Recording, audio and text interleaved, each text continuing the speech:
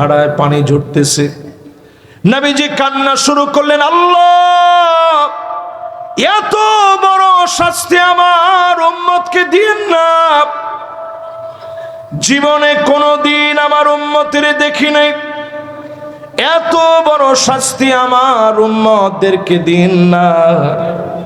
আল্লাহ পাক দ্বিতীয় অপশন দিলেন, নবী তাহলে শোনেন, আও মিন তাহতি আরজুলিকুম, শাস্তি আসবে পায়ের নিচ থেকে, ভূমিকম্প হবে, ভূমিধস হবে, টর্নেডো হবে, সাইক্লোন হবে, আমপান নার্গিস সিডরের মতো ভয়াবহ ভূমিকম্প, জলোচ্ছ্বাস, টর্নেডো গুলা হবে। নবীজি আবার কান্না শুরু করলেন, আয় আল্লাহ তাআলা, যে উম্মতকে দেখি না এমন শাস্তি দিয়েন না। তিন নম্বর অপশন আল্লাহ জানায় দিলেন, আও ইয়ালবিসাকুম শিয়া, ও নবী আপনার উম্মত দলে দলে বিভক্ত হবে, ওয়ায়ুযীক বা'দুকুম বা'সা বা'দ, একজন আরেকজনকে মারবে, মেরে স্বাদ নিবে। 54 বছর বাংলাদেশের দিকে দেখেন, মুসলমান হয়ে মুসলমান ভাইদেরকে মেরেছে, ঠিক কিনা বলেন? এই তিন অপশনের ভিতরে নবীজি নিলেন 3 নাম্বারটা। আল্লাহ আসমান থেকে আযাব দিয়েন না, জমিন থেকেও আল্লাহ আযাব দিয়েন না। 3 নাম্বারটা নিলেন, আও ইয়ালবিসাকুম শিয়া, দলে দলে বিভক্ত যদি হয়, বেশি দিন দল বিভক্ত থাকবে না, আমার উম্মত একসময় না একসময় ঠিক হয়ে যাবে। নবীজি বললেন, এটা আহওয়ান ওয়া আইসার, আগের গুলার চাইতে অনেক সহজ। আল্লাহ আপনি 3 নাম্বারটা দেন, আমার উম্মত ঠিক হয়ে যাবে। নবীজি বারবার আমাদের ঠিক হওয়ার জন্য দোয়া করছেন। 54 বছর অনেক মতবিরোধ আমাদের মধ্যে ছিল, আর মতবিরোধ দেখতে চাই না। এখন আওয়াজ একটাই, সব দেখা শেষ, সামনে হবে আল কোরআনের বাংলাদেশ। রাজি আছেন?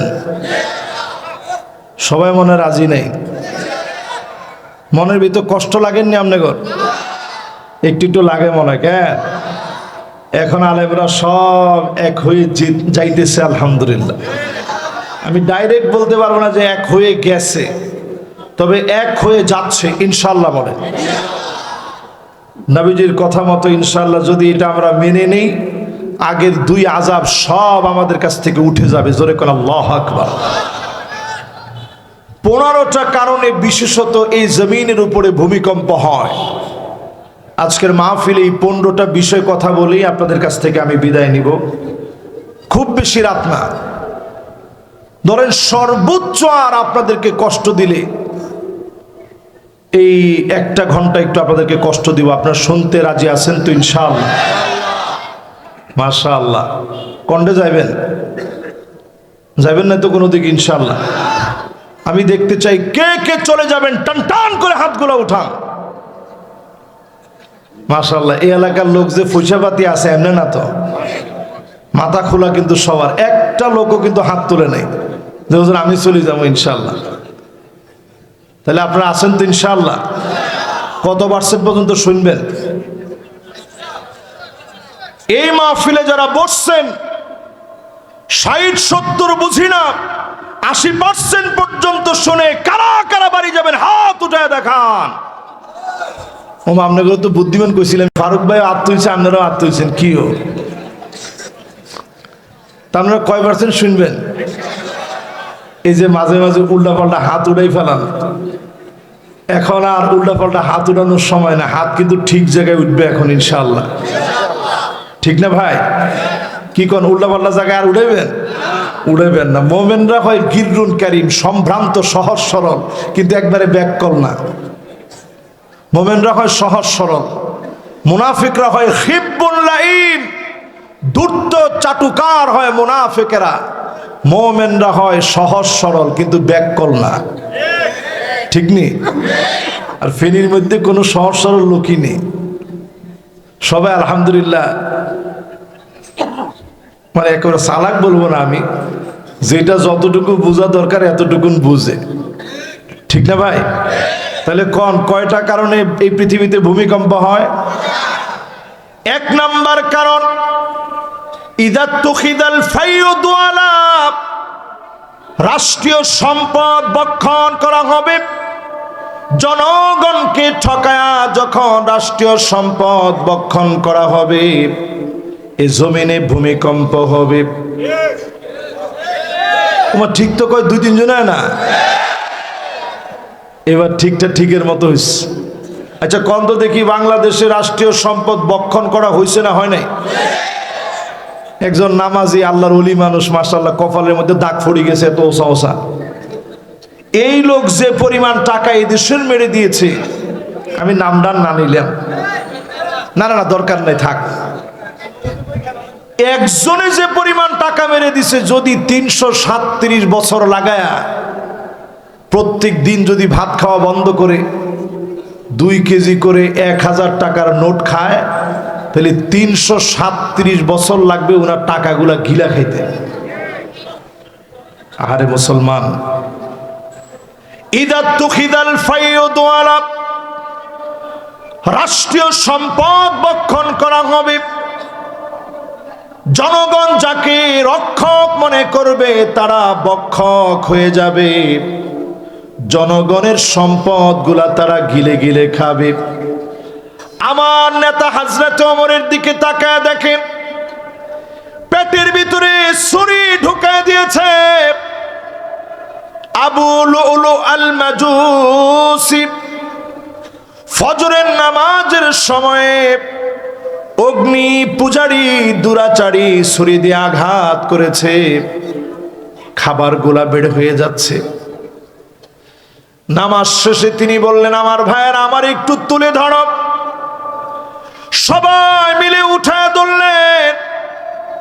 হযরত ওমর ছিলেন আমার নেতা, দাঁড়ায় তিনি বক্তব্য দিলেন, মান কানাত মিন কিবালি মাজলামা, কারো উপরে যদি আমি তিল পরিমাণ জুলুম করি, ফালইয়াকতাসু মিন্নি ক্বাবলাল কিসাস ইয়াউমাল কিয়ামাহ, আল্লাহর আদালতে চুল চেরা যেদিন জবাব দিতে হবে, সেই জবাবের আগে আমি ওমরের কাছ থেকে তোমরা প্রতিশোধ নিয়ে নাও।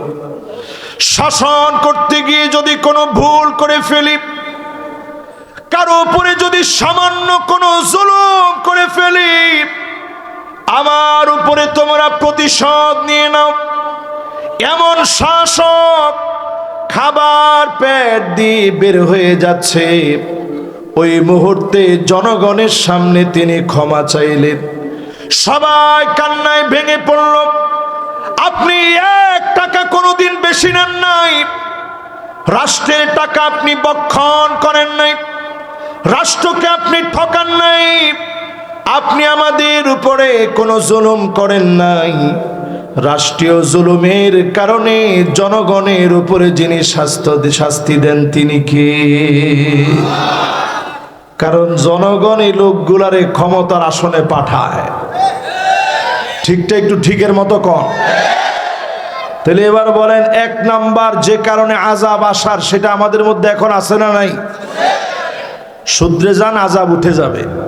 ভূমিকম্প নিয়ে আপনি রেখটার স্কেলে কত মাত্রা উঠতেছে বারবার গুনতেছেন, বারবার মানুষের বুঝাচ্ছেন যে একটু থামেন, বিল্ডিংটা এইভাবে করেন। গোটা জাতির এখন প্রয়োজন গণহারে তওবা করা, অন্য কোন রাস্তায় বাঁচার কোনো উপায় নেই। 2 নম্বরে প্রিয় ভাইরা আমার, ওয়াল আমানাতু মাগনামা, আমানতদারি থাকবে না। সব লোকদের ভিতরে খুঁজবে, আমানতদার ব্যক্তি খুঁজে পাওয়া যাবে না। এখনকার সময়ে 100 জনের ভিতরে আমানতদার কয়জন? একটা লোকও কিছু বলতে পারে না। কয়জন? কয়জন নাই তো কেন কম কোনটা আপনি আমানতদার পান? আচ্ছা, ওনাদের জমানাটা যখন ছিল, উনি এখান থেকে পড়াশোনা করছেন 1984 সালে, আমগো জন্মেরও আগে। তাহলে আমগো প্রিন্সিপাল হুজুর, আমাদের সাবেক প্রিন্সিপাল হুজুর মাস্টার সাহেব কই? মাশাআল্লাহ, আমগো ফরিদ মাস্টার সাহেব চিনেন তো আপনারা? সবার মাস্টার উনি। ওনার বয়স ৮০ ঊর্ধ্ব।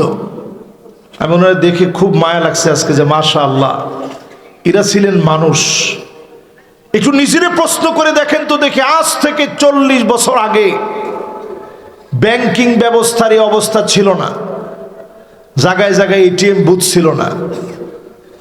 প্রত্যেকে টাকা রাখার জন্য একজন আমানতদার ব্যক্তির বাসায় যেতেন, গিয়ে বলতেন যে স্যার আপনার বাসায় টাকাটা রেখে দেন, আমার যখন লাগবে আমি নিব। আমার ঘরের ভিতরে কোনো ট্রাঙ্ক অথবা কোনো বক্স নাই অথবা কোনো সিন্দুক নাই, কই টাকা রাখবো, আপনার কাছে রেখে দেন, আপনার কাছ থেকে নিয়ে যাব। মানুষ আমানতের সঙ্গে টাকা পৌঁছায় দিতেন। এখনকার সময়ে আমানতদার নাই, নামাজি আছে কিন্তু আমানতদার নাই। ঠিক নি? ঠিক নি? যে লোকটা নামাজি ওর তো আমানতদার হওয়ার কথা ছিল, কিন্তু আমাদের মধ্যে নামাজের ভিতরে মনোযোগ না থাকার কারণে গোলযোগ সৃষ্টি হয়েছে। আমানতদারিতা আমাদের হৃদয় থেকে উঠে গেছে। এই কারণে এই পৃথিবীর দিকে ভূমিকম্প আসতেছে। ঠিক কিনা বলেন? রাস্তার টাকা বাজেট হলো, রাস্তা না হয়ে এই টাকায় চলে গেছে আপনার সেই কানাডায়, ওইখানে গিয়ে বিরাট বিরাট বাড়ি হয়েছে। আল্লাহ কা কসম, তোমার মতো নেতার কারণে এই জমিনের ভিতরে আযাব আসতেছে। ৩ নম্বরে প্রিয় ভাইরা আমার, ওয়াযাকাতু মাগরামা, যাকাতকে মানুষ অভিশাপ মনে করবে, যাকাত দেওয়াকে মানুষ অভিশাপ মনে করবে। আজ যদি বাংলাদেশে যাকাত ভিত্তিক অর্থনীতি কায়েম হয়ে যেত, সমাজের ভিতরে যদি যাকাত ভিত্তিক অর্থনীতি কায়েম থাকতো, দারিদ্র্য বিমোচনে যাকাত ভিত্তিক সমাজ যদি বিনির্মাণ করা যেত, ৫টা বছরের আগে বাংলাদেশ স্বাবলম্বী হয়ে যেত। ঠিক কিনা বলেন? ৫৪টা বছর অনেক কিছু আমরা দেখছি। শুধু যদি একবার যাকাত ভিত্তিক অর্থনৈতিক ব্যবস্থা দেখার সুযোগ হয়, বাংলাদেশের চিত্রটা আগামী ৫ বছরের মধ্যে চেঞ্জ হয়ে যাবে। জোরে কোন আল্লাহু আকবার। যারা যাকাত এখনো দেন না, একটু চিন্তা করবেন যে আপনি ভূমিকম্পের কারণ। যে বিল্ডিং আপনি যাকাত না দিয়ে তৈরি করছেন, এই বিল্ডিং প্রকম্পিত হয়ে ফেটে চৌচির হয়ে যাবে।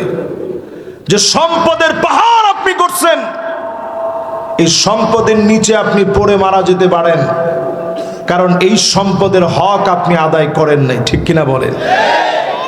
সেই দিন আল্লাহ জাহান্নামকে টেনে আনবেন,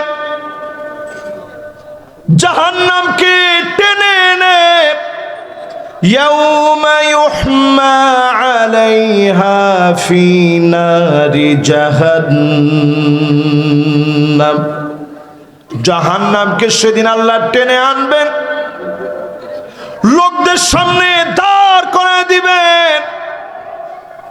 এরপরে আল্লাহ রাব্বুল আলামিন সেদিন বলবে, ওই লোকদের হকগুলা তুমি মেরে দিয়েছ, তাদেরকে তুমি সম্পদগুলা বোঝায় দাও নাই। সেদিন আপনার সম্পদগুলাকে আগুনের ভিতরে লাল করে সেকা দেওয়া হবে। হাযা মা কানাসতুম লিআনফুসিকুম, এটা তোমার সম্পদ, যা যাকাত না দেওয়ার কারণে এই সম্পদগুলো আপনার জন্য অভিশাপ হয়ে যাবে। আমরা যদি যাকাত দেই, আযাব যিনি উঠায় নিবেন তিনি কে? ৩ নাম্বার পর্যন্ত শেষ। এবার বলেন তো কয় নাম্বার? আমরা শুনবো কত পর্যন্ত? ৪ নাম্বারে নবীজি বলেন, এখানে অনেক উলামায়ে কেরাম আছেন, এটা আমাদের জন্য বিশেষ করে, সবার জন্য তো বটেই।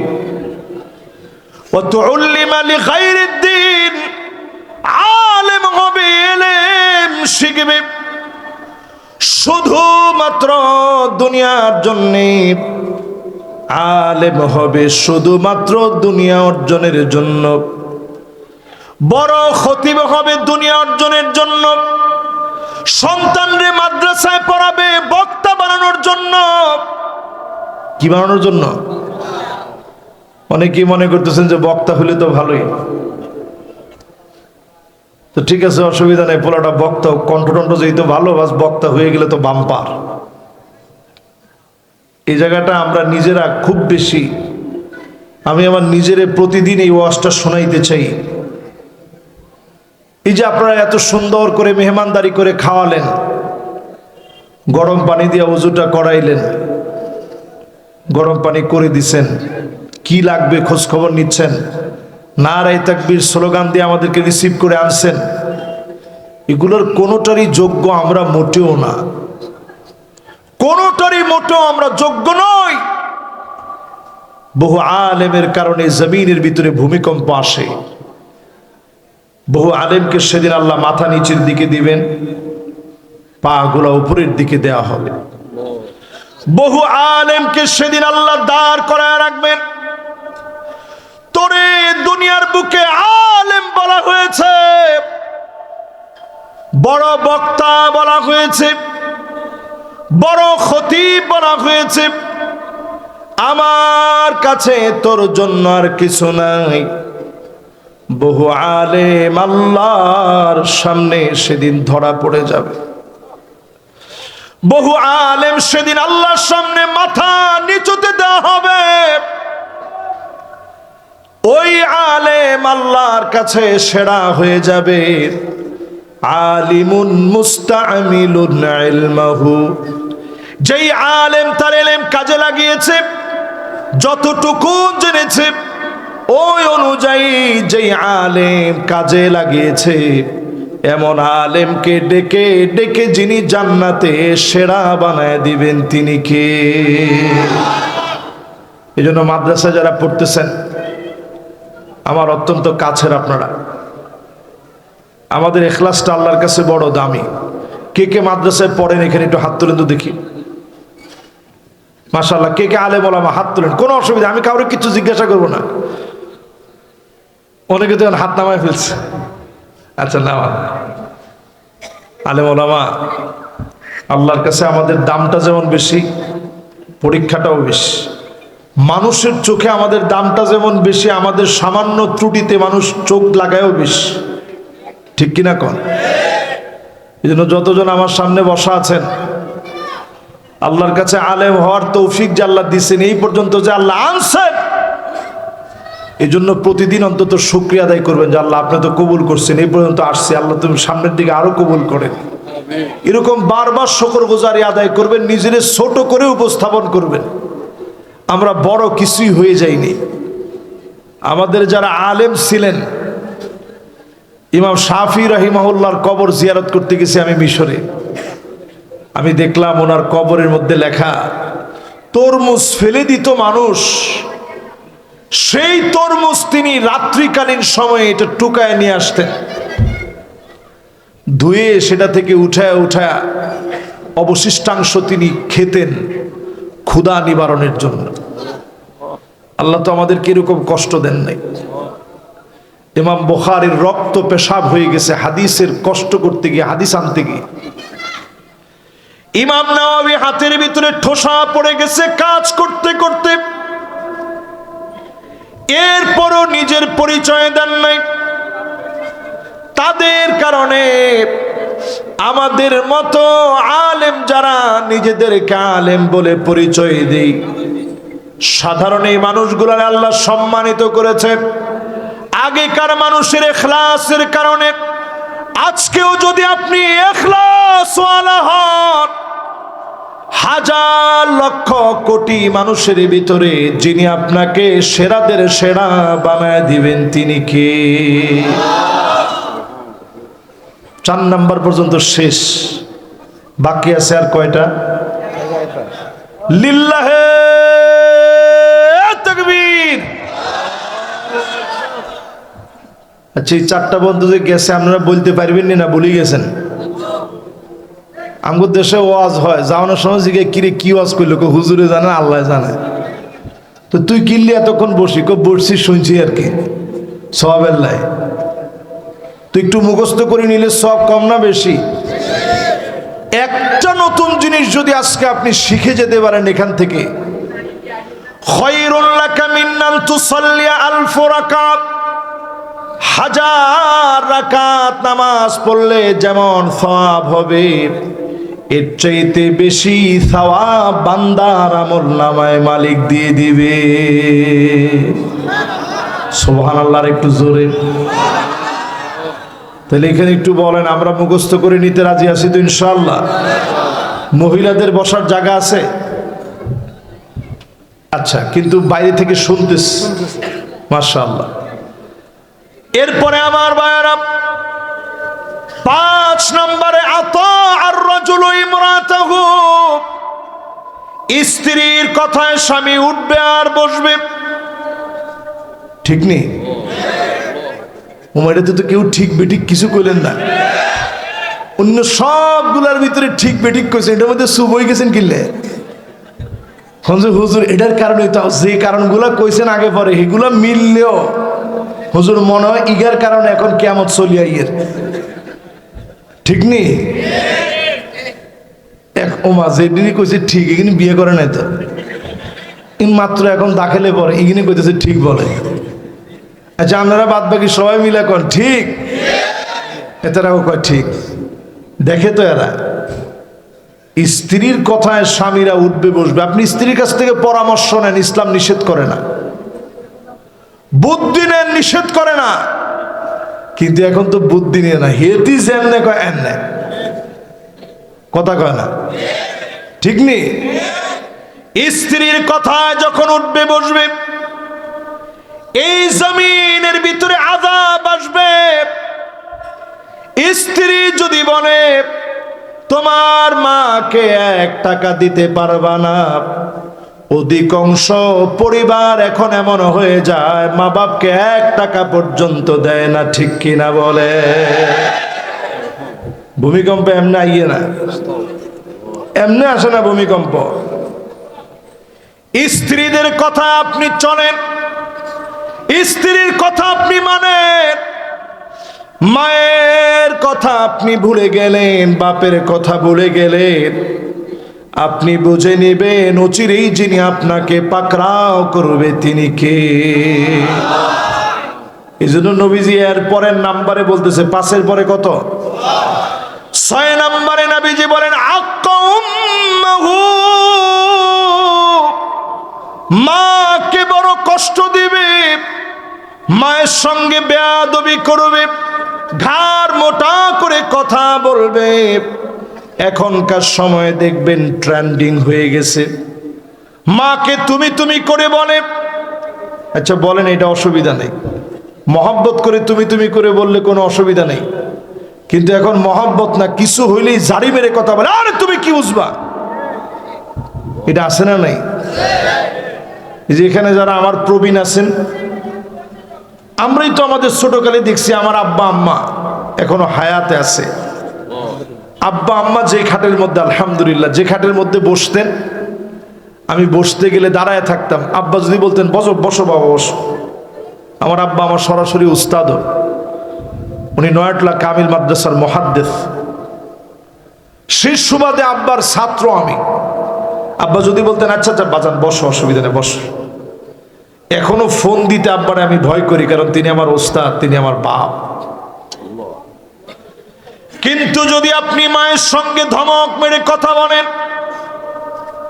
মায়ের সঙ্গে জারি মেরে কথা বলেন, অক্সফোর্ড থেকে আপনি ডিগ্রি নেবেন, ক্যামব্রিয়ান ইউনিভার্সিটি থেকে ডিগ্রি নেবেন, সারা ওয়ার্ল্ডের বড় বড় জায়গা থেকে ডিগ্রি নিলেন, কোনো জায়গায় আপনি ধরা খেয়ে যাবেন। বেয়াদবির কারণে আল্লাহ ধরা খাওয়ায় দিবে। সেই দিন ভিডিওতে দেখলাম গোয়ালঘর থেকে মাকে উদ্ধার করেছে পুলিশ। কনকনে শীতের ভিতরে মা কাঁদতেছে, সন্তানের বড় ঘরের ভিতরে সন্তান ঘুমায় আছে। মাকে বলতেছে আপনার কি কোনো অভিযোগ আছে? মা বলে আমার কোনো অভিযোগ নাই, তবে আমার বড় কষ্ট লাগে, ছোট্ট একটা পেটের ভিতরে সন্তানটারে জায়গা দিয়েছিলাম, আজকে অনেক বড় বাড়ি হয়েছে, আমি মায়ের জন্য ছোট্ট একটা খাটের জায়গা পর্যন্ত হয় না। ছোট্ট একটা পেটের ভিতরে সন্তানটারে জায়গা দিলাম, আমি মায়ের জন্য ছোট্ট একটা জায়গা হয় নাই। শুধু এই কষ্টটুকু আমার লাগে, বদদুয়া দেওয়া লাগে না। মা যদি বেজার হয়ে যায়, আপনি বুঝে নিবেন মালিক রাগান্বিত হয়ে গেছে, যিনি অচিরেই আযাব গজব দিবেন তিনি কে। এই কালচার যখন পুরা জাতির হয়ে যায়, তখন এই জাতির মধ্যে ভূমিকম্প আসে। এখন এই কালচার পুরা জাতির কালচার হয়ে গেছে, মায়ের কিছু মনে করে না, একটু বড় হলেই মার ধমক মেরে কথা বলে। এই জন্যই তো আযাব আসতেছে। এই যে আজকের এই চেয়ারে আমি বসছি, বিশ্বাস করেন আমার জীবনে যতটুকুন পড়াশোনা করার সৌভাগ্য হয়েছে, আমি প্রত্যেকটা পরীক্ষা দিতে যাওয়ার সময় কয়েকবার করে আমি ঘুরে ঘুরে আসতাম আর বলতাম, আম্মা আমার একটু দোয়া করে দেন। তো মা বলতো, বাজান দোয়া তো করছি। আবার বলতাম, আম্মা আরেকটু দোয়া করে দেন। আবার বলতাম, আম্মা আরেকটু দোয়া করে দেন। যখন মিশর চলে গেছি, প্রবাসী অনেক ভাইয়েরা সহযোগিতা করছে। প্রবাস জীবনটা এত কঠিন, প্রবাসে যাওয়ার পরে এটা আমি হাড়ে হাড়ে ফিল করলাম যে আরে আমার মা কত দূরে। প্রচন্ড জ্বরের ঘরে একদিন কাতরাচ্ছিলাম, বন্ধু বান্ধবের ফোন দিলাম, কেউ বোঝে নাই। যেই না আমি আমার মারে ফোন দিয়েছি, সঙ্গে সঙ্গে মা বলতেছে, বাজান তোমার কি জ্বর আসছে? আমার ভিতরে একটা টান মেরেছে। মা কেমনে বুঝলো আমার জ্বর আসছে? সেই মা যে আমার অবর্তমানে সন্তান সম্পর্কে ভাবে, সন্তান সম্পর্কে জানার চেষ্টা করে, মালিকের কাছে আমার অবর্তমানে দোয়া করে, সেই মা যদি খুশি হয়ে যায়, যিনি খুশি হয়ে যাবেন তিনি কে? কত নাম্বার শেষ? একটু জোরে কর। 7 নম্বরে প্রিয় ভাইয়ের আমার, আদনা সাদিকহু, বন্ধুরে বড় আপন মনে করবে। এখনকার যুবকরা দেখবেন বন্ধু ছাড়া কিছু বুঝে না, ঠিক নেই? এই যে যুবকরা এখন আমার উপরে রাগ করছে, কিন্তু 2 জন যুবক চলে আসছে, লিল্লাহি তাকবীর, মাশাআল্লাহ। তাড়াতাড়ি বল না, মাশাআল্লাহ। এগুলো হচ্ছে মাহফিলের সবচাইতে আপন যুবক। নাই তো মাহফিল নেই। যুবকরা তোমরা আসোনি? যুবক বেশি না বুড়া বেশি? মাশাআল্লাহ। যুবকের কথা বলার সাথে সাথে যুবকরা চলিয়ে ইয়ে তো তাড়াতাড়ি আন, মাশাআল্লাহ। ইগুনে আবার ফার্মফুটটি দিলে এত খুশি। না না, যুবকরা ঠিক তো, সব ঠিক। ওমা ঠিক তো কয় না, জোরে কর। যুবকরা আমনে করে লইছে আমগো সব টেনশন। একজনে ফিজুতে না কয় ঠিক, মাশাআল্লাহ। এতে আসবো ইনশাল্লাহ, এইটা চলে আসবো ইনশাল্লাহ। ইনশাল্লাহ কর। যুবকরা আপনাদেরকে উদারত ভালোবেসে, আপনাদের কাছে উদারত আহ্বানে মাহফিল থেকে যুবকরা যদি এগিয়ে আসে, ইসলাম বিজয় হবে ইনশাল্লাহ। পড়ে খালিদ বিন ওয়ালিদ মওতার প্রান্তে, আমি যখন মওতার প্রান্তে গেছি জর্ডানে, আমি শুধু তাকায় চিন্তা করছি, আল্লাহ তারা কেমন মানুষ ছিলেন। মওতার প্রান্তে খালিদ বিন ওয়ালিদ 9টা তরবারি ভেঙে ফেলেছে। ছোট্ট হাতের ভিতরে ইয়ামেনি একটা ছুরি ছিল, এই তরবারি চালায়া কাফেরদেরকে কচুকাটা করেছে। 2 লক্ষ কাফেরের বিপরীতে মাত্র 3000 সাহাবী ছিল। এর মধ্যে যায়েদ বিন হারেসা শহীদ হয়ে গেছে। সেনাপতি শহীদ হয়ে গেছে, আব্দুল্লাহ বিন রাওয়াহা শহীদ হয়ে গেছে, জাফর বিন আবি তালেব পতাকা হাতে উঠায় নিয়েছে। ওনার ডান হাতের ভিতরে তরবারি চালায় হাতটা কেটে ফেলছে। কাফের যখন ডান হাত কেটে ফেলছে, বাম হাতে কালেমার পতাকা নিয়েছে। বাম হাত কেটে ফেলেছে, দুইটা কবজি দিয়া কালেমার পতাকা উঁচা করে রেখেছে। কাফেররা ঘিরে ধরে দুইটা হাত মূল থেকে কেটে ফেলছে। এরপরও কালেমার পতাকা ছাড়ে নাই, দাঁত দিয়ে কালেমার পতাকা উঁচা করে রেখেছে। বুকের ভিতরে সে তীরগুলা যখন বিঁধেছে, একবারের জন্য বলে শব্দটা পর্যন্ত করতে পারে নাই। দাঁত দিয়া কামড়ে ধরে রাখছে। রুহটা বের হওয়ার আগ পর্যন্ত কালেমার পতাকা নিচে নামতে দেয় নাই। খালিদ বিন ওয়ালিদ তাকায় দেখে কালেমার পতাকাটা হেলে গেছে।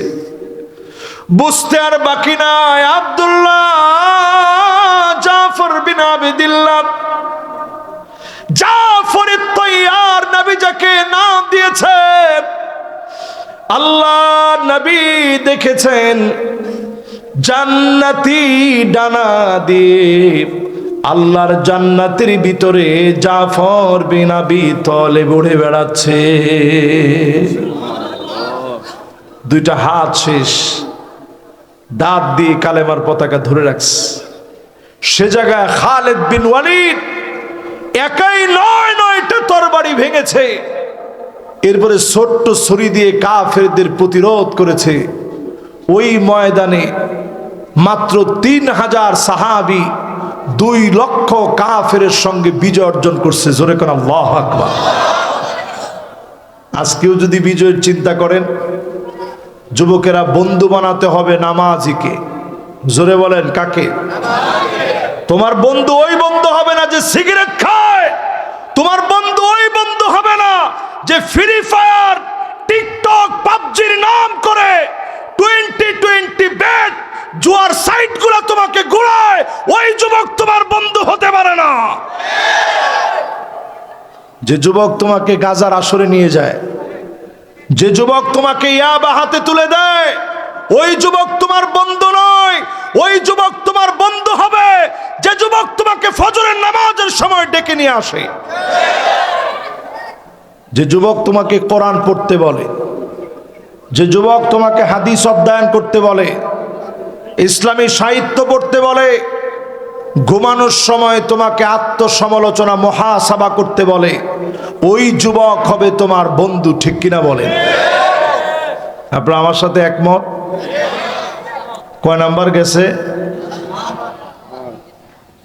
9 নাম্বার। মাশাআল্লাহ। কয় নাম্বার?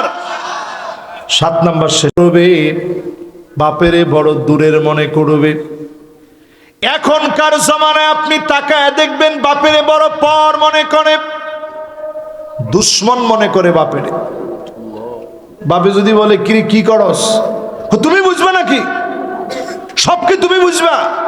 এটা তো আমগো যুগ, আমরা না বুঝি। একজনে কয় ঠিক আছে তো হুজুর, ঠিক আছে না এটা?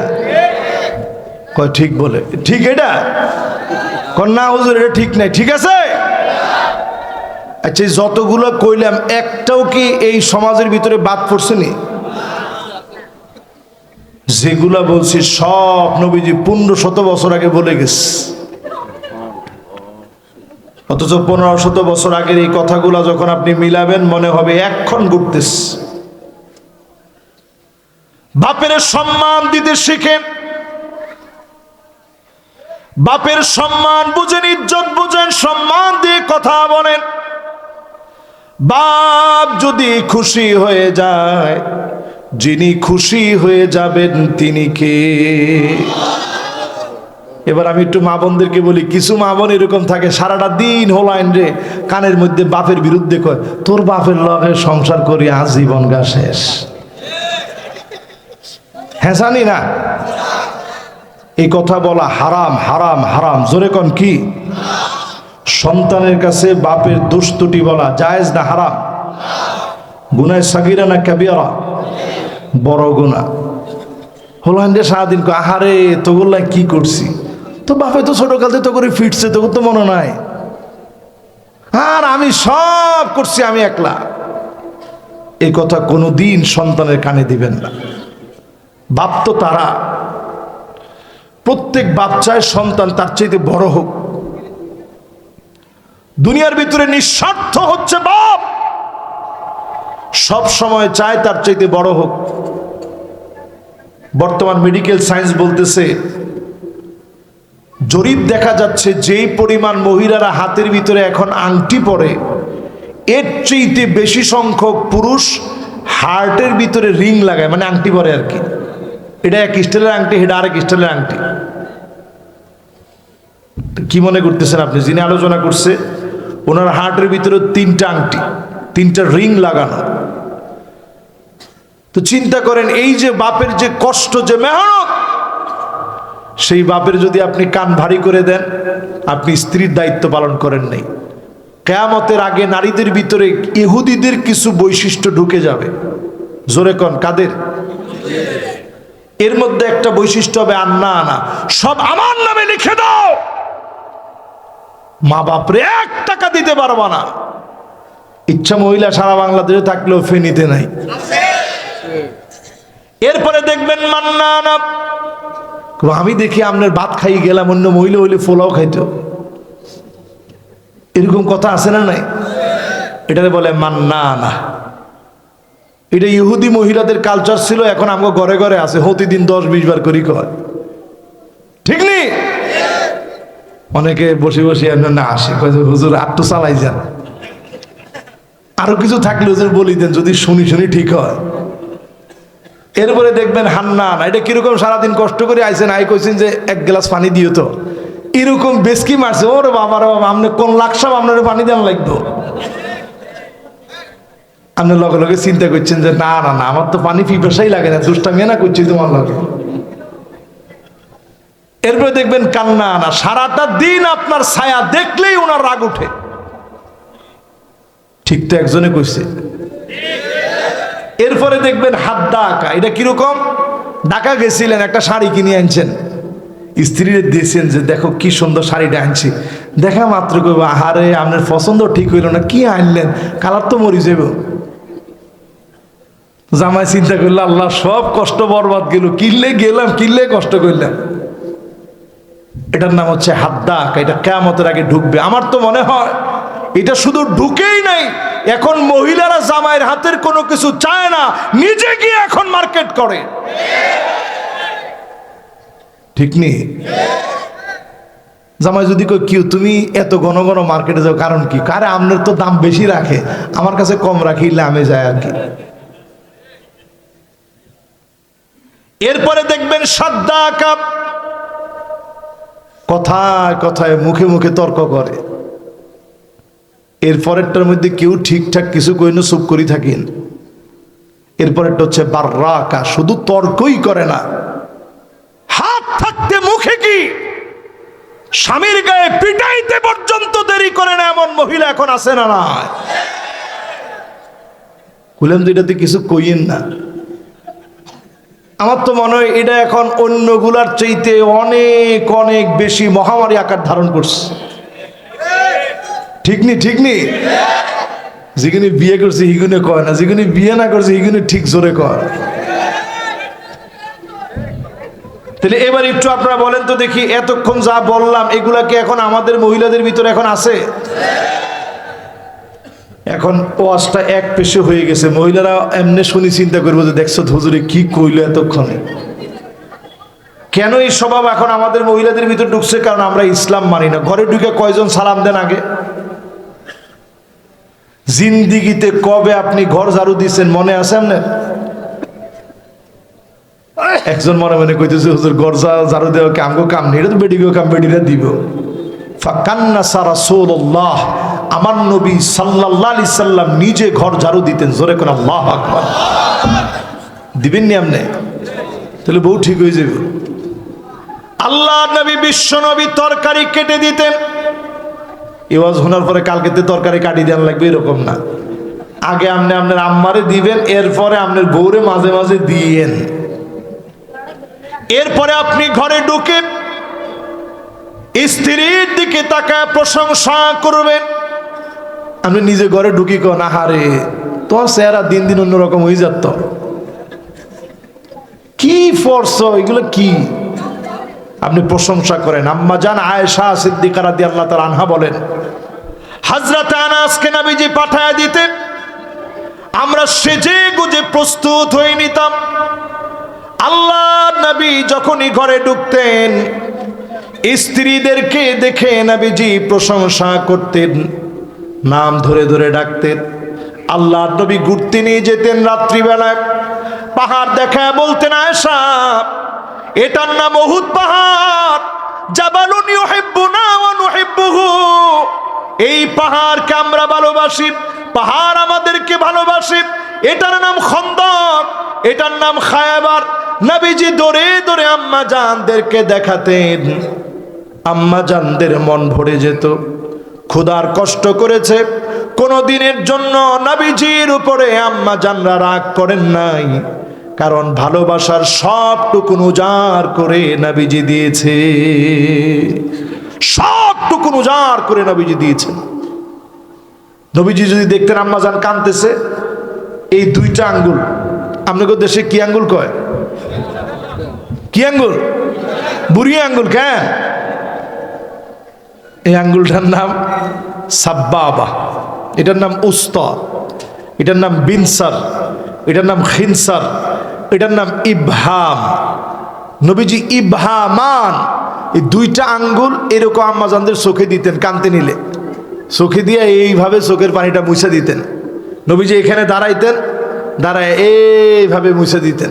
আর আপনারা কি কন কানতে রইলে, কান্দস কা, তুই সব সময় কান্দস, তোর চোখে এত পানি কোন তো নাই, আর তোর কান্দা এগুলো সব অভিনয়, আমি কিন্তু বুঝি। কানবি ওই যে চোখের নিচে আইলে ফাজনটা দেখছে তো, এই কথা কন হালাল না হারাম, জোরে কন হালাল না হারাম। অথচ নবীজির স্ত্রী কাঁদতেছেন, সাউদা রাদিয়াল্লাহু তাআলা আনহা। নবীজিকে কিও সাউদা কান্দো কা, এরকম পিছন থেকে আগে কান্নাটা মুছে দিয়ে গেছে, কি কারণে কান্দো একটু ক।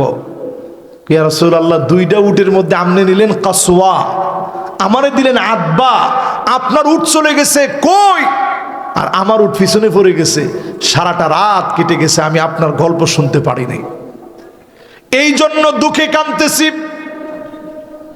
আয়েশার দিন তো এমন হয় নাই, আমার দিন কেন এমন হলো? আল্লাহু আকবার কর। তো নবীজি কইতে পারতো না যে কিরে কিলে হয়েছে, এটা উঠে না শিখাইবে। নবীজি একবারও সেটা না বইলা নবীজি চোখের পানিটা মুছে দিয়ে বলছে, ঠিক আছে, যতক্ষণ মনে চায় তুমি মন খুলে এখন আমার সঙ্গে গল্প করো। জোরে কোন আল্লাহু আকবার। নবী আলাইহিস সালাম এক এক করে আমাদেরকে ধরায় দিলেন। কয় নম্বরে আসি, খেয়াল আছে? 8 নাম্বার পর্যন্ত আস, এবার 9 নাম্বারে যাবো। দেখি সময় কতক্ষণ হয়েছে। মাশাআল্লাহ, 15টা কইতে হবে তো, লম্বা তো অনেক।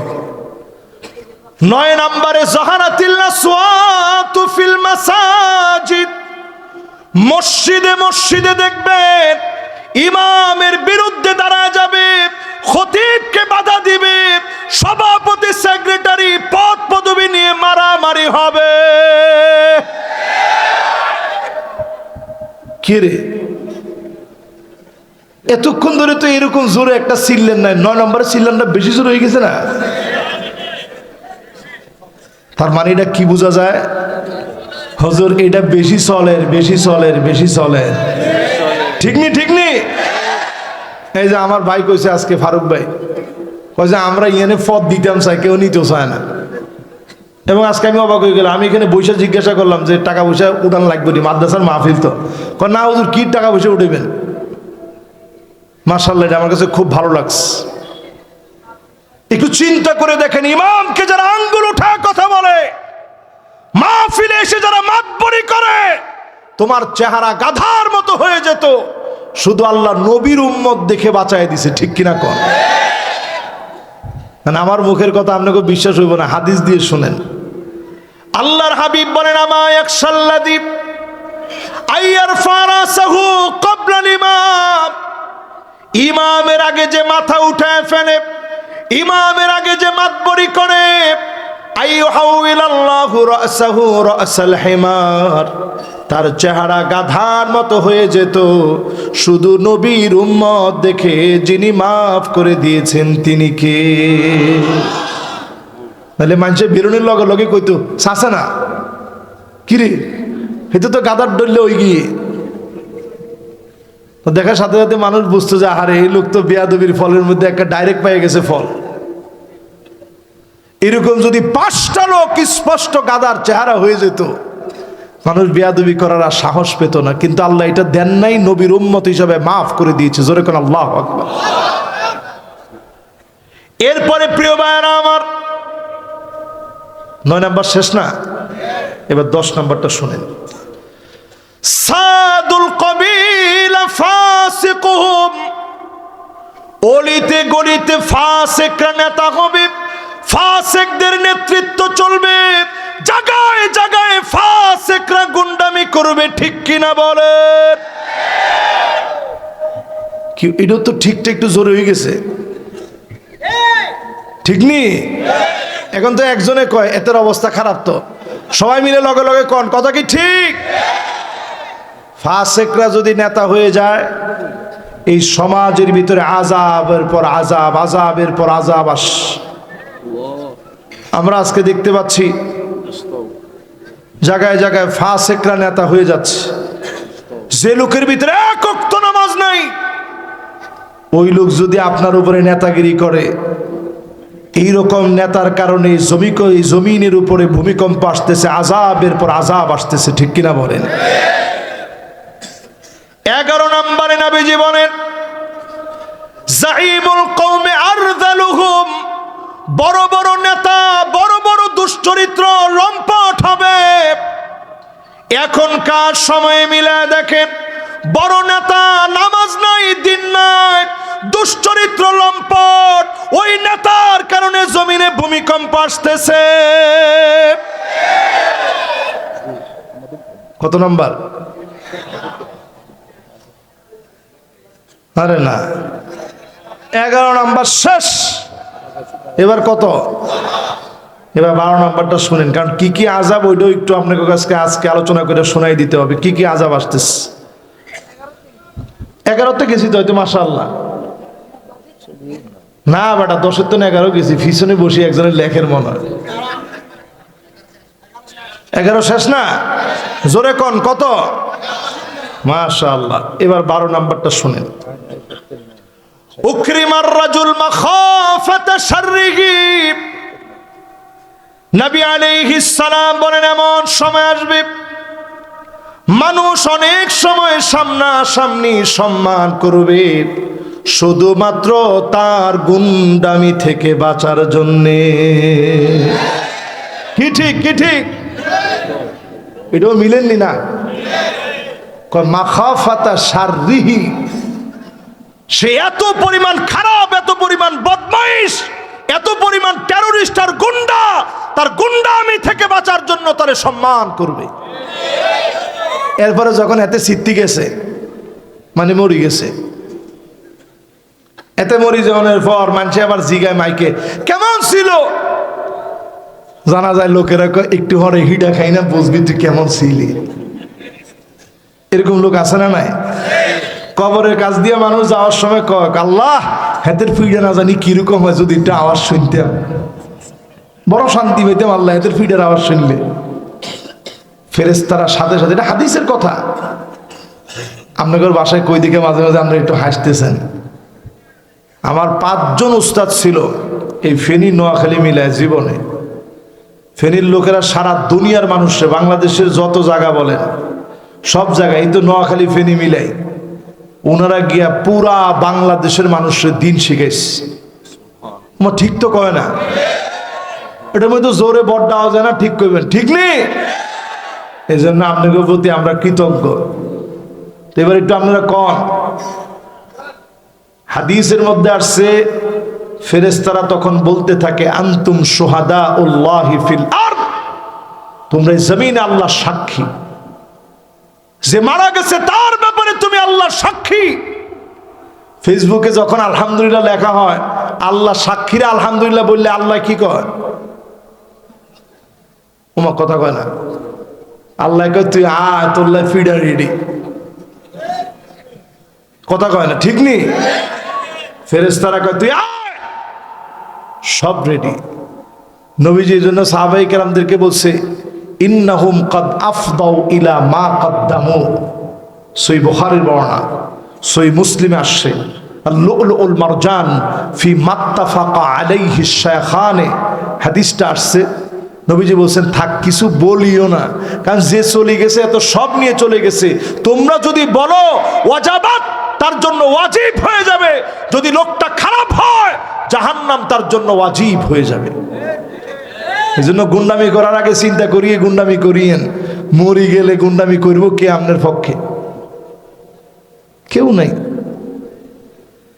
মানুষ যেদিন চলে যাবে, অসহায় হয়ে চলে যাবে, কবরে যাওয়ার আগে হিসাব নিকাশ করবেন।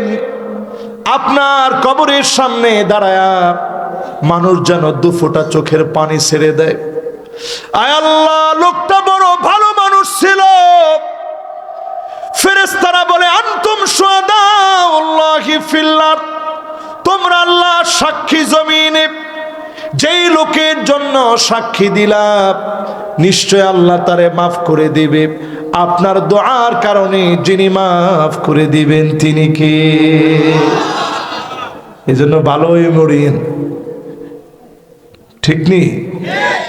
এরপরটা যেমনই না, কত কত নাম্বার? 12 নম্বর শেষ, আর কটা বাকি? মাশাআল্লাহ, কেমনি এতগুলো শেষ হয়ে গেল আমি নিজেও চিন্তা করতে পারতেছি না। আচ্ছা, এই যে 12 পর্যন্ত বললাম, এই 12 পর্যন্ত মিল আছে না নাই? এবার 13 নম্বরটা শোনেন নবীজি কি বলেন। আমরা শেষের দিকে আসছি, এখন দেখবেন কয়েকজন লোক উঠে যাবে যে হুজুর তাড়াতাড়ি গিয়ে হুন্ডাটা স্টার্ট দিক। কদ্দূর যাবেন আপনি? দেখছেন আমরা আজাব আসার পরও একটু ঠিক হই না। চিন্তা করছেন তাকে হোন্ডার ওসে উঠি, মাইকের নিচে দাঁড়ায় শুনবো, ইয়ানে আর বমনা হুজুর। প্রিয় ভাইয়ের আমার, এর পরেরটা শুনেন, জাহারাতিল কায়নাতুল মাআজিফ। 13 নম্বরে নবীজি বলেন চতুর্দিকে নায়ক নায়িকা বেড়ে যাবে, গায়ক গায়িকা বেড়ে যাবে, একতারা দুতারা সেতারা হারমোনিয়াম পিয়ানো বেড়ে যাবে, মিউজিক বেড়ে যাবে। আজ বাংলাদেশের দিকে তাকায় দেখেন, আমার দেশে এত পরিমাণ মিউজিক বেড়েছে, আমাদের মিউজিকের কাছে ঠিক কিনা বলে? আমার নিজের বাড়ি নরসিংদী, আমি ভূমিকম্পের 3 দিন পরে নরসিংদীতে মাহফিল করতে গেলাম। আমি খালি বিল্ডিং এর দিকে তাকাইতেছিলাম। যখন খানা খাইতে বসছি বিল্ডিং এর দিকে তাকাই, তো বিল্ডিং এর মালিক জিজ্ঞাসা, হুজুর বিল্ডিং এ ফাইট ধরছি নি, এটা চান কেন? আমি না, এটাই তো দেখি যে ফাটটা আছে কিনা কোনো জায়গাতে। না হুজুর ওরকম ফাটে নাই। তবে হুজুর যখন ভূমিকম্প হয়েছে আমি আমার দোকানে বসা ছিলাম, মনে হচ্ছে কাপড় যেভাবে চিপলে যেভাবে চিপে আমার দোকানের সব জিনিসগুলো থরথর করে কেঁপে পড়ে গেছে। মনে হচ্ছে কে যেন একটা চিপ মারছে। জোরে কোন আল্লাহু আকবার। প্রিয় ভাইয়েরা আমার, আল্লাহ তাআলা কেন বুঝায় দিচ্ছেন? এত পরিমাণ মিউজিক এখন আমরা শুনি, সময়ে সময়ে মিউজিক, মসজিদের মধ্যে পর্যন্ত মিউজিক। রিংটোন এখন আছে না নাই? দেখবেন নামাজের ভিতরে রিংটোন বেজে ওঠে। হায় হায় হায় হায়, কি রিংটোন! বিভিন্ন হিন্দি গান দিয়ে এটাকে কি বলে কাস্টমাইজ করে ওটার রিংটোন বানানো হয়েছে। মানুষ নামাজ পড়তেছে, যখন রিংটোনটা বাজে উঠছে সাথে সাথে ওই রিংটোনের দিকে আর মন নাই, গানের দিকে চলে গেছে। তো গজব আসবে না কেন? কোন 13 বছর আগে আমি 15 বছর আগে একটা হাদিস পড়ছি মিশর যাওয়ার পর পর। নবীজি বলতেছেন একটা ফিতনা আসবে কিয়ামতের আগে, নাম হবে দুহায়ে মা। আওয়াজ করে বলেন কি নাম?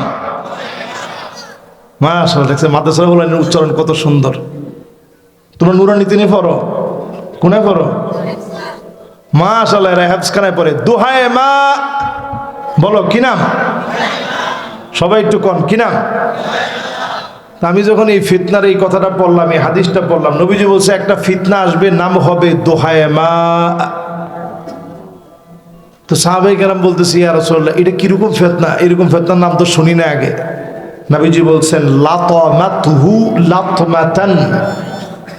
লাতমাতান এটা মাফউলে মুতলাক হইছে। এমন ফিতনা হবে দুহায়ে মা, প্রত্যেকটা ঘরে ঘরে থাবড়াবে। আপনারা ফেনীর ভাষায় থাবড়ানোরে কি কন?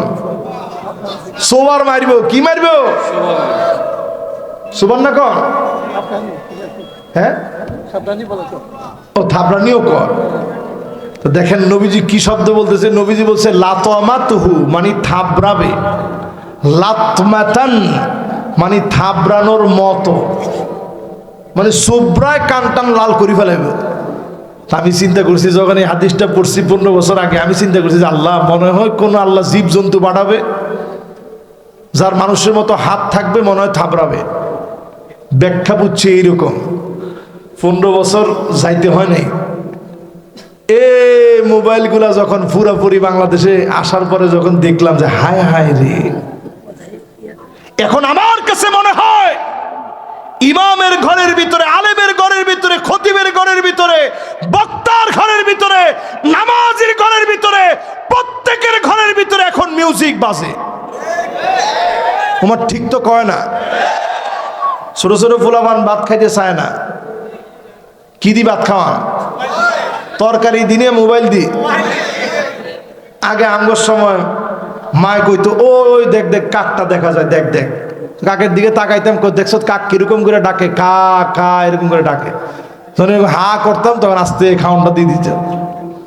এখনকার মহিলার আস্তে করে মোবাইল দিয়ে দেয়, হ্যাঁ তো একটা সার এটি সামনে টেলিভিশন সারি রেখেছে, আর হল আইনটা দিছে মোবাইল। বাস মোবাইল দেখতেছে খাইতেছে, দেখতেছে খাইতেছে। ব্রেনের ভিতরে কোনো সক্রিয় ব্রেনটাকে কাজ করবে এরকম কোনো উপাদান ব্রেনের ভিতরে তৈরি হচ্ছে না। এজন্য খাওয়ার পরেও সন্তানদের শরীর এখন ভালো হচ্ছে না, অসুস্থতা ছাড়তেছে না, প্রত্যেকটা ইমিউনিটি সিস্টেম নষ্ট হয়ে যাচ্ছে। সন্তানদেরকে যদি মানুষ বানাতে হয়, ঘরের ভিতরে মোবাইল যতটুকুন পারেন ব্যবহার কমান। ঠিক নি? ঠিক নি?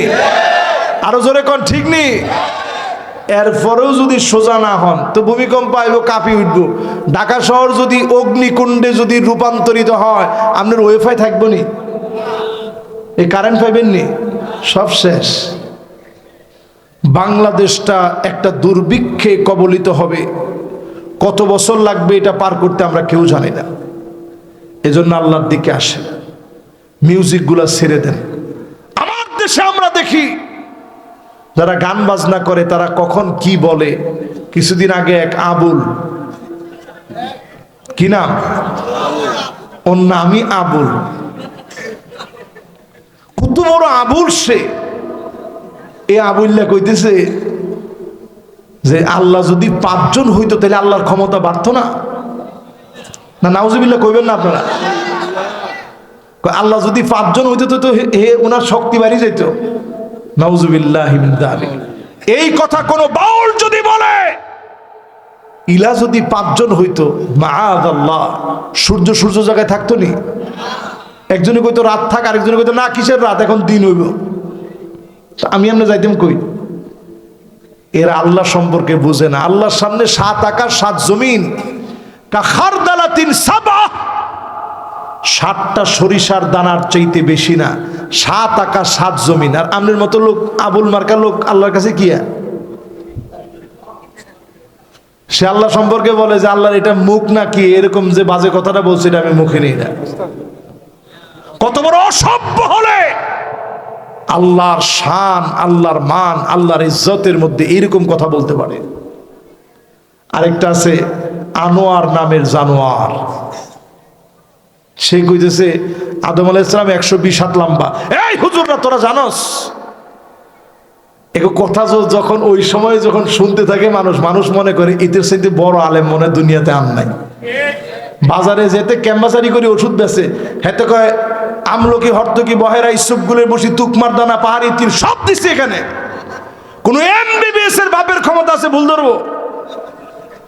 ছোটকালে যখন আমরা যাইতাম কই দেয় পিচ্ছি তুমি সরো তুমি যাও, তো তারপরও শুনতাম আর চিন্তা করতাম সুবহানাল্লাহ, ইতির সাথে বড় ডাক্তার মনে হয় দুনিয়ার মধ্যে আর নাই। এই যে কত বড় ডাক্তার, বাবারে বাবা, এতে এমবিবিএস রে চ্যালেঞ্জ দেয়, এফসিবিএস রে চ্যালেঞ্জ দিতেছে। আসলে এমবিবিএস এর সময় আসেনি, এটার লোক কথা কনে হে বেটা 3 মিনিট কথা কইলে 1000 টাকা তার ভিজিট, তোর লোকে এই বেটা কথা কইব কতক্ষণে?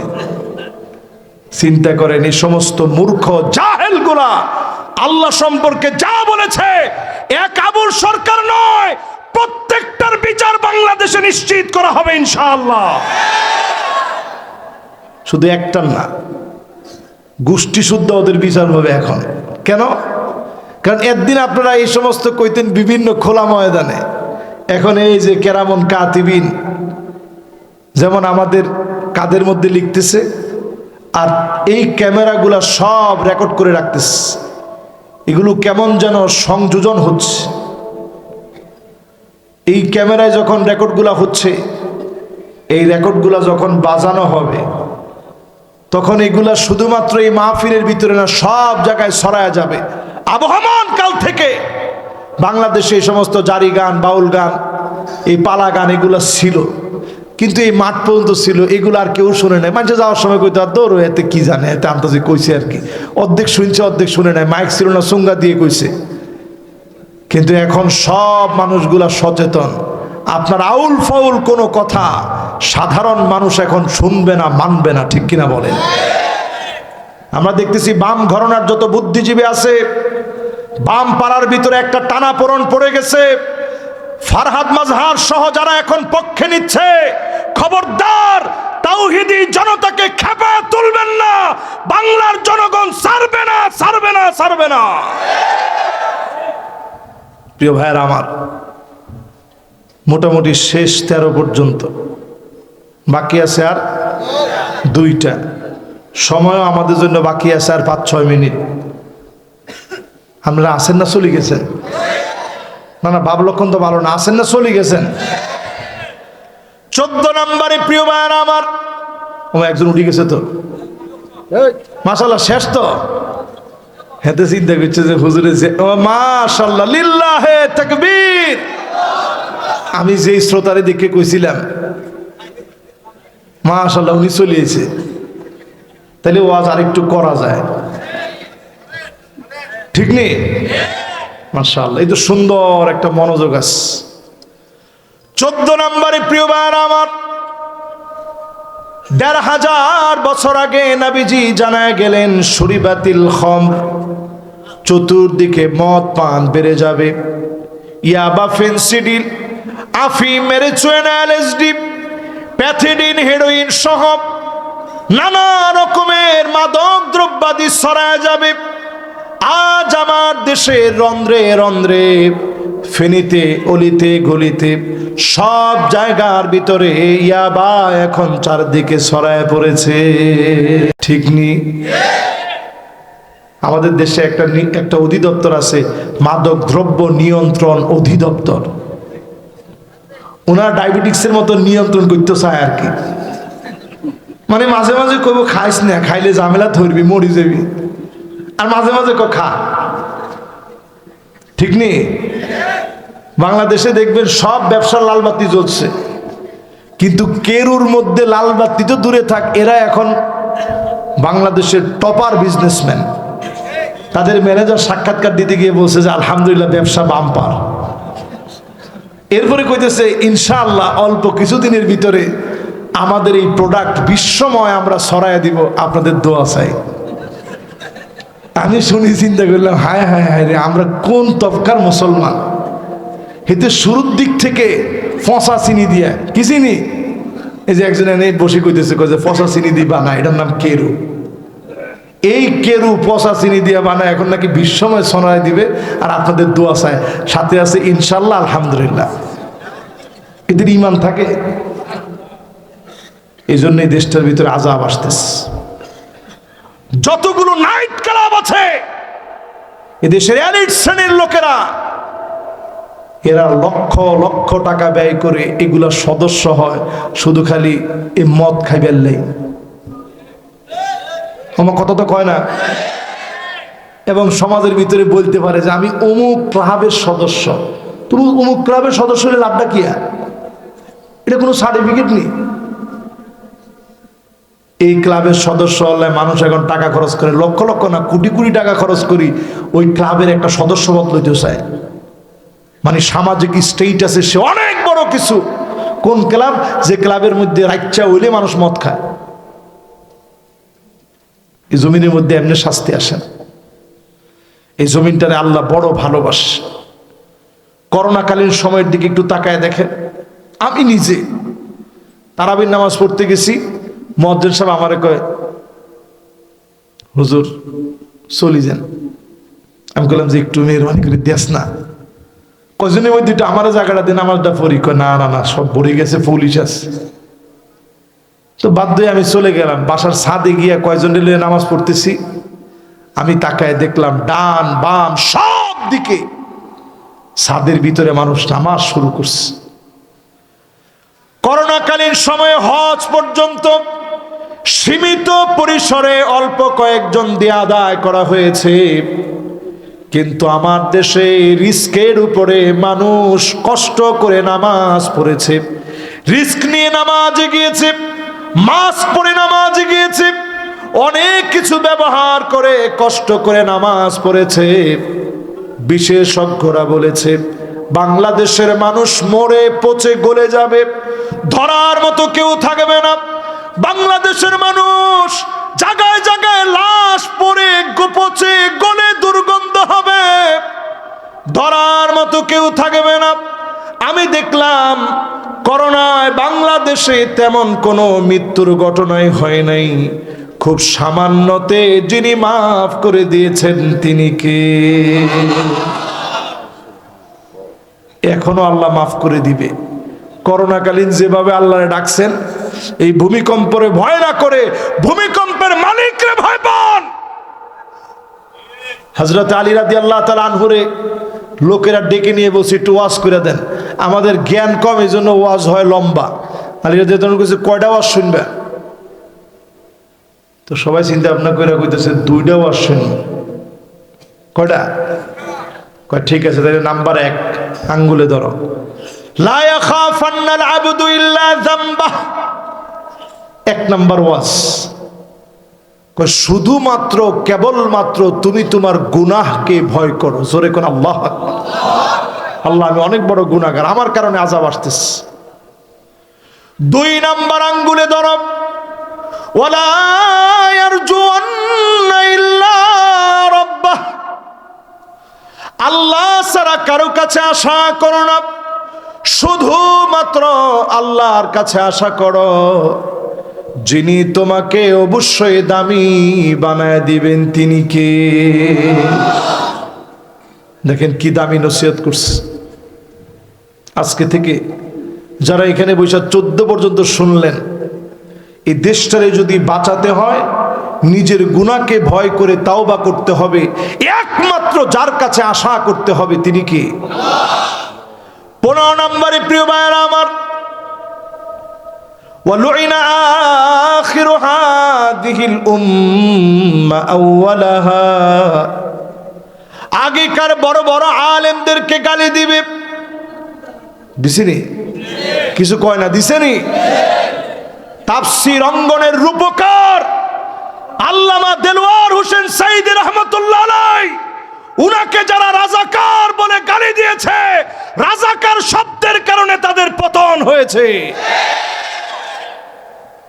ঠিক নি? পোলাপান যেমনে পরে স্লোগান বানাইছে,